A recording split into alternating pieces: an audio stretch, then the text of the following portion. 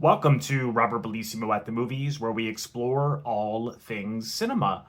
Today I'm going to be reviewing Harriet Craig, which was released in 1950. This was directed by Vincent Sherman. The screenplay was by James Gunn and Anne Froelick, and it was based on the play by George Kelly. It starred Joan Crawford and Wendell Corey. I'll just give a brief synopsis. Harriet Craig enjoys married life, but constantly tries to control those around her. She does not even trust her husband, Walter, and always checks up on him. Okay, so this is the second time I saw this film. I watched it last summer and really enjoyed it. I was actually watching a lot of Joan Crawford movies at this time, as I was reading Robert Dance's wonderful book, Ferocious Ambition, which I highly recommend reading. I'll leave the link to my interview with Robert in the description box if you want to have a look. And I was watching a lot of Joan Crawford movies, and this was one I hadn't heard of. And Robert talks about it in the book, and I liked it a lot. And just watching it again now, I like it even more. I think it's actually a great film, criminally underrated. Indicator just put it out earlier this year on Blu-ray, so at least it's finally getting its due on that side of things. But the film, unfortunately, was not a box office success at the time, and it's pretty underrated within the films starring Joan Crawford, in my view. But this film really is about an exploration of this woman who Joan plays, Harriet Craig, and her husband Walter Craig. So it really explores their relationship and their marriage. But I think it's truly a character study, much more about Harriet, and Walter Walter Craig. He's a bit more of a supporting character, even though I would say he's the male lead, certainly. And as much as the film is about them, it's really about her, and tapping into why is she so controlling, and why does she need so much control, and she's manipulative, and she lies a lot, and she's has to have every single thing her way.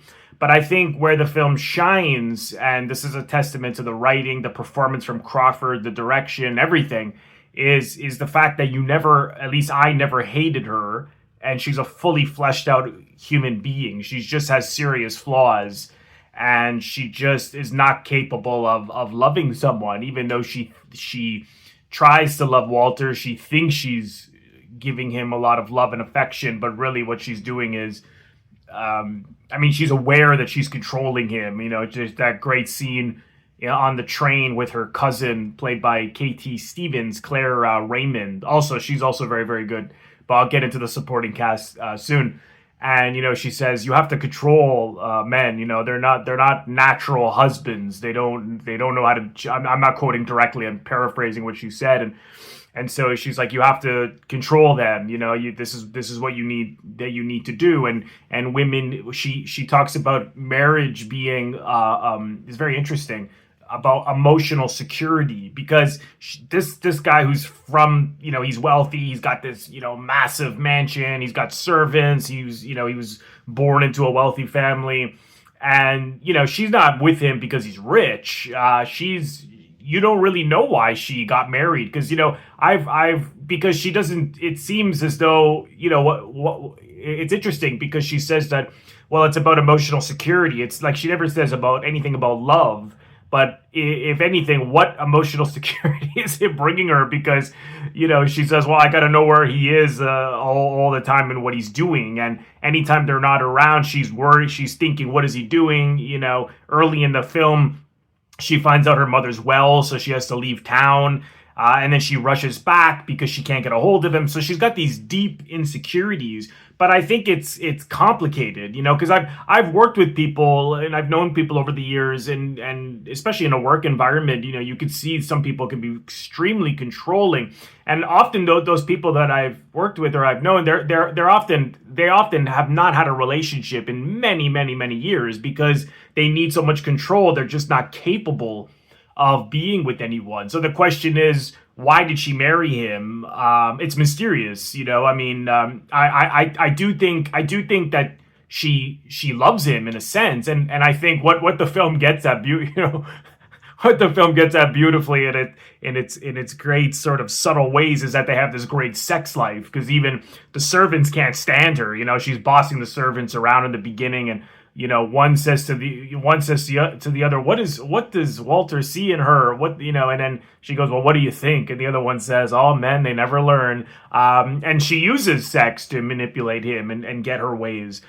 So I think it's that intimacy, that physical need that we all have, and so it's very interesting because that's such a big part of their relationship, and what holds the glue together is that they have this like strong sex life, and he's so attracted to her and infatuated with her and totally in love with her that he can't even see how controlling she is. So, you know, I mean, is it pressure at the time that, you know, even now, you know, women are pressured, men as well, to an extent, of pressure to get married and things like that. So, you know, she marries him, and the audience can, you know, decide why that is, because she had a job, you know, like her cousin said, oh, you didn't, you know, you had a secure job, because the cousin thinks that when she's talking about security that she means financial security. But as I said, she's not talking about that. So I found that very, very interesting. So the only thing, you know, not that I have a problem with it, because I think, you know, it's the way in which the way in which it is communicated to the audience as to why she's so controlling. It's, on the one hand, I think it's really well done. You know, she's got that great monologue at the end, which apparently Joan Crawford wrote. I didn't know that. And it's, you know, this part resembles what, you know, I'll probably get in trouble from Crawford fans for saying this, but, you know, let's be honest. She was, to say the least, she was controlling in some ways. You know, her house had to be meticulous, just like Harriet Craig. The same thing, you know, everything had to be spotless and things like that. And apparently, and she worked in a laundromat herself, just like Harriet Craig did. And she really struggled as a child, just like Harriet Craig did. And so she writes this monologue at the end about how she hated her father, and her father cheated on her mother, and she told him that she never wanted to see him again, and we find that early in the film too, but not about the cheating, but that the father had left her and her mother. And so she really tells Walter Craig everything at the end, and it's so beautifully performed because so much of what we haven't seen yet about her is this bitter rage that is just brewing. And even as she delivers this monologue, it's the most honest she ever is in the film, the character. And Walter even says that to her. Like, I think this is one of the first, he says something like, I believe you. This is like one of the first times you're actually being honest. And I thought, again, it's beautifully performed, but and then he sort of verbalizes like, oh, well, you hate me because you hate your father. So it's really psychological, you know. So on the one hand, I like that scene a lot, and I love the monologue. But on the other hand, it's everything is really spoon fed to you. I mean, everyone is perfectly articulate, and so it doesn't have as much room for people to sort of wrestle with or interpret. But there is enough of that, like you know, that scene, like I said, the train scene, which is great. It's like, what exactly is she talking about? Emotional security. You know, how is this emotional security when you're clearly not secure at all? Like, you cannot know where he is at all times, and you know, she's suspicious of him. So it's spoon fed, but it's spoon fed so well, you know, that I can't fault it. But it's, you know, it's remarkable, and as much as I love Joan in it, I mean, like I said, it's a fantastic performance. I mean, her presence in every film, as soon as you see her, she just commands attention. You know, she just has just everything. The way she enunciates, the way in which she's very bold, she's very direct. She's just has a lot of passion and emotion in her performances. And I've always really liked Wendell Corey a lot. I don't think people talk about how good of an actor he really was. And he really shines in this film as this guy he's like this really nice guy. He's in love, with his wife. He's really attracted to her. Everyone likes him. He's well liked, and then gradually he starts to see how controlling she is, how much she's been lying, and you see like this absolute confusion. I mean, this is where the film really shines, is the messiness of it all, and him really not knowing what to do, and his absolute confusion about where did I go wrong and how have I not seen this. And isn't that so true of life? Things happen, and people wind up married to someone, and then 20 years later realize that they hadn't seen certain sides to them, or maybe they just hadn't given it enough attention before, and certain things were blind, where there were certain blind spots in the relationship.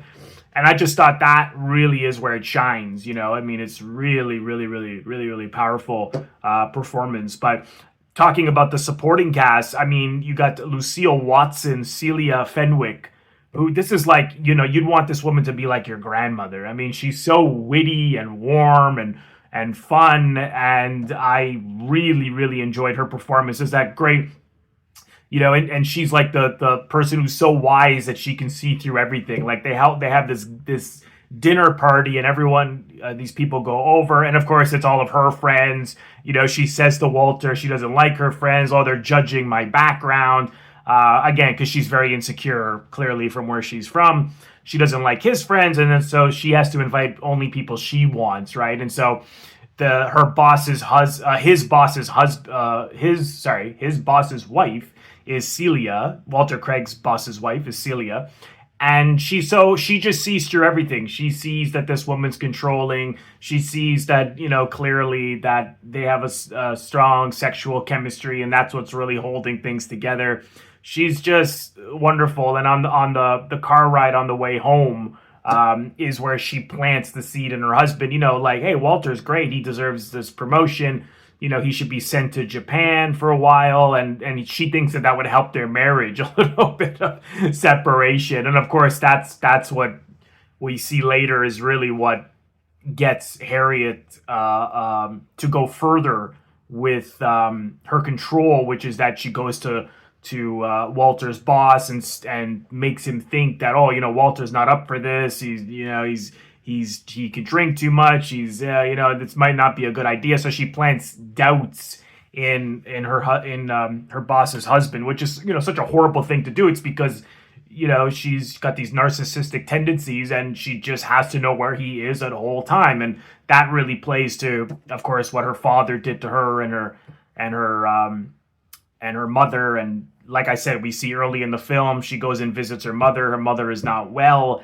And, she's basically completely withdrawn, and she's so worried that that's what's going to happen to her. And she refuses to allow that to happen. She refuses to lose control, to the point where when she's on the train, she's like, I don't like being on trains. I'm not driving. I'm not the one in control. And you see even how her cousin, Claire Raymond, is almost like troubled to hear that. And I love Katie Stevens in this because she's so sweet.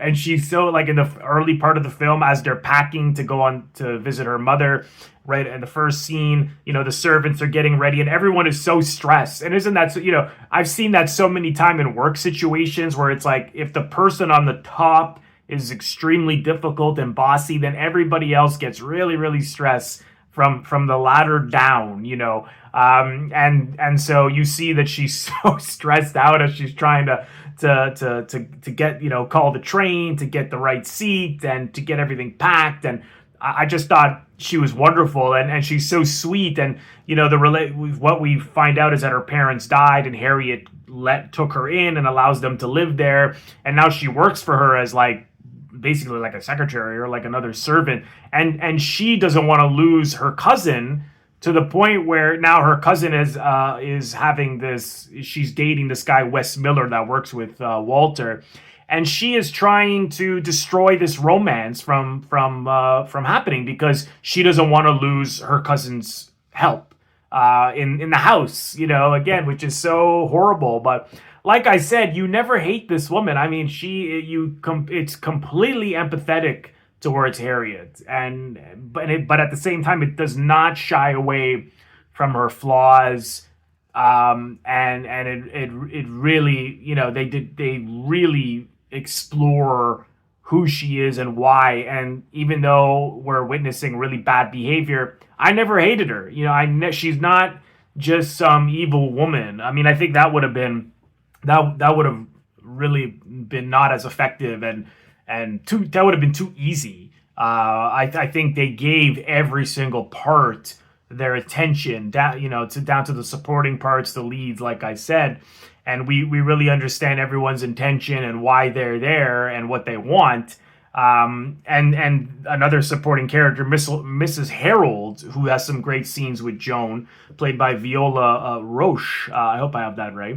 And she just, she was taking care of Walter since he was a child, because this is a childhood home, and she can't stand Harriet. And you see finally she just walks out after she fired the other poor servant, broke a cup, and she gets fired. God. At the same time, the film, there is a certain sense of humor. Like I said, the first scene, everyone being so stressed out, packing, I found myself laughing, or like just how tedious Harriet was. Like, hey, the windows have to be shut at a certain time, the blinds have to be drawn at a certain time, the vase is too close to the edge. Everything is she's a tyrant around the house. But I found myself laughing at times, or when she's with her husband, and if he sits on the edge of the couch, she's like, don't sit there, dear, you're putting too much weight there, and don't smoke in the house and everything. Like, I just found myself laughing. And yeah, I mean, it's a really, really, really wonderful, really, really powerful film. Some interesting trivia I read and found out this morning, like I said, that Joan wrote that monologue, which I didn't know before. And what I also didn't know was that this film, is based on, when I was watching the film again, I thought, oh, this would be good on the stage. What happened, of course, is the truth is that it was a play. I'm just looking. The play is called Craig's Wife by George Kelly, who is Grace Kelly's uncle, apparently, which opened 1925, October 12th, at the Morosco Theater. And it won the Pulitzer Prize for Drama in 1926. And it was actually remade twice. Again, this is from IMDb. It's a remake of the 1930s film Craig's Wife, directed by Dorothy Arzner. And it was also made in 1928, directed by William C. DeMille. So I'll have to see the originals, the other not the originals, the other adaptations from the play. So this is actually the third remake, which is really, really interesting. And something else I didn't know, apparently he wrote a book. Is the guy who did the interior design in the film was actually a silent film star who was gay. And the studio said, hey, if you don't leave your husband, your career is over. And he refused to leave his husband. And so he became a interior designer for the stars, and did like so many famous movie stars in their homes, in the interior design. And he wrote a book about it, which apparently is quite good. Just reading here on IMDb, it says, though uncredited, it was a friend of Crawford's as well. Crawford's dear friend, former film actor and renowned interior decorator William Haynes designed the sets. So he has a book as well all about it. So I'll have to read that. Sounds pretty interesting. Of course, the film has such a tragic ending, and I like that. We have this widow who lives next door, and who Joan is like completely cold with, and she has a son, and she sees at the end, there's that big fight that I mentioned, and Walter storms out of the house, and so this woman comes over and knocks, and because she had said, oh, yeah, I guess she was just checking in on her, because I guess she heard some noises, and she said, hey, these things happen. My husband used to storm out too sometimes, and even with tears in her eyes, Harriet keeps lying. She lies so much that she can't help but say, no, he went out to get something, which was both tragic and funny at the same time. And the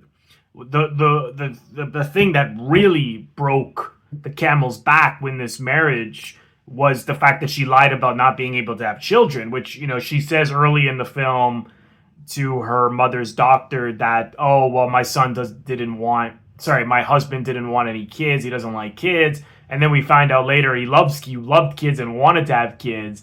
And she had lied that she couldn't have children. And you know, which, you know, why is that? It's like, because again, it's, you know, it's already hard to control a man. Already imagine what it's like to have to then control a child. And I think also just because of the experiences she had growing up, she didn't want to bring, you know, a child into this world. You know, that she was so wounded as a child. I think perhaps seeing a child grow up would have been unbearable for her. But that really is what, you know, after all the lying and going to his boss and ruining things for him, you know, she also, you know, also, like, you know, like I said, the servants are leaving.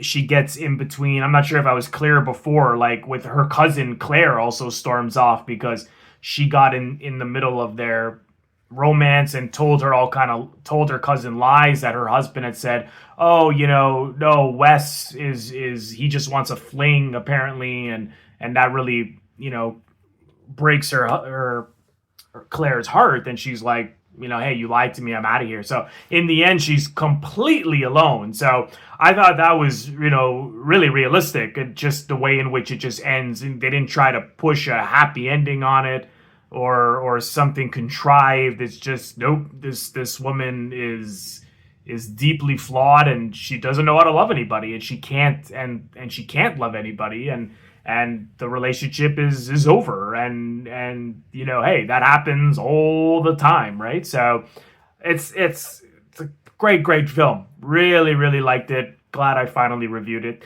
Comment below, let me know what you think of this film if you've seen it, and thank you so much, everyone, for watching.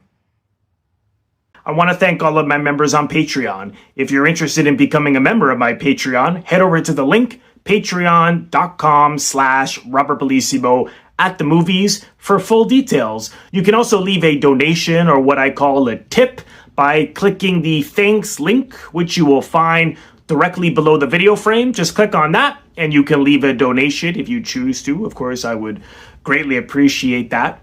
And lastly, if this is your first time here, please consider subscribing. It is absolutely free to do so. By pressing the Robert Bellissimo at the movie logo, you will see it floating above my head in the top left corner to your top left. In just a second, just click on that. And then click the bell in order to get a notification every time I release one of my new videos. I would also really appreciate if you leave a comment, share the video, like the video. All of these things create traction onto my YouTube channel and really help share the video far and wide, and the channel in general. So thank you so much for doing that, and I will see you all in the next one.